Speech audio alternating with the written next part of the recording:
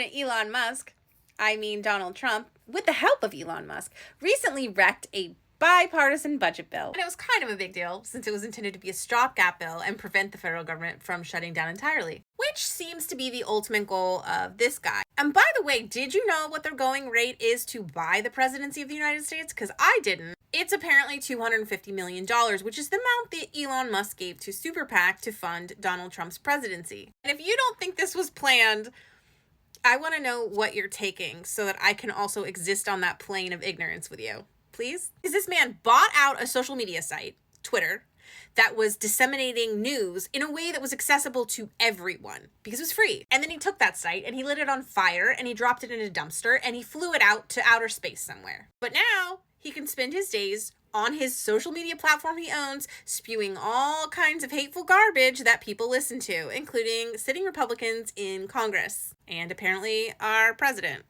And that is exactly how he was able to kill this bipartisan spending bill. Oh my God, why can't I stop saying that word? TikTok hates me. He derailed it. He stopped it before it started. He started tweeting out things talking about the irresponsibility of government, Congress, and spending, because he wants to cut $2 trillion of the $6 trillion budget. Which is interesting because did you know that the candidate he supports, Donald Trump, is responsible for 25% of our nation's debt? 25% of our nation's debt was incurred under this dude, the guy that you think is going to get you free eggs and gas. What? Again, and I'll ask it for like the 100th time, why do people keep thinking that the Republicans are the responsible party when it comes to spending? They're the party that cuts taxes for corporations. They're not responsible when it comes to the economy. And that 1/4 of the nation's debt was incurred under this man who ran against the Democratic candidate seems like something we should have heard a lot more about on the campaign trail. Just saying, Hakeem Jeffries. Maybe you could hashtag that next time. I'll deal with you later. But back to his social media warnings. So as Elon is issuing those warnings, then Donald Trump comes along and he condemns the whole entire bill. And so there were a bunch of Republicans in Congress that were kind of just going along with this because they like getting elected. And they hear this and they realize, oh, God dang it. So they have to now back out of the bill. So what is it that these two people who have positions in government that don't even exist, plus Marjorie Taylor Greene, plan to do with our budget? As it turns out, cutting $2 trillion is very difficult. So they're just going to start with $500 billion. And they'll cut what they call unauthorized congressional spending. Actually, here's a whole long list that you can look at. So by a mile, veteran spending is the biggest spender. But they're not going to touch that because even they know better. Or at least that they're not openly saying that. They're going to cut things like Planned Parenthood, which gets about $300 million a year. And then public broadcasting, which I think is another $200 or $300 million, 500 maybe, which sounds like a lot, but it's actually not when you're thinking about cutting $2 trillion from the budget. It's a lot like asking millennials and Gen Z to give up avocado toast and iced coffee and then go buy a house with that money. How's that working out for everybody?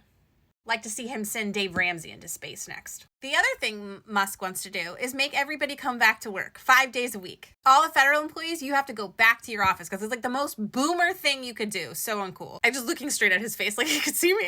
He says this because we've got all this real estate and only like 6 to 10% is being used because even before the pandemic, a lot of employees were encouraged to work 2 to 3 days a week from home. There's a lot of evidence that shows that people are much more productive when they're at home versus in the office. And we all know that because we're under the age of 75. Not sure what his excuse is. Oh wait, I know, because when employees are forced to come back, many of those employees are going to say, forget this.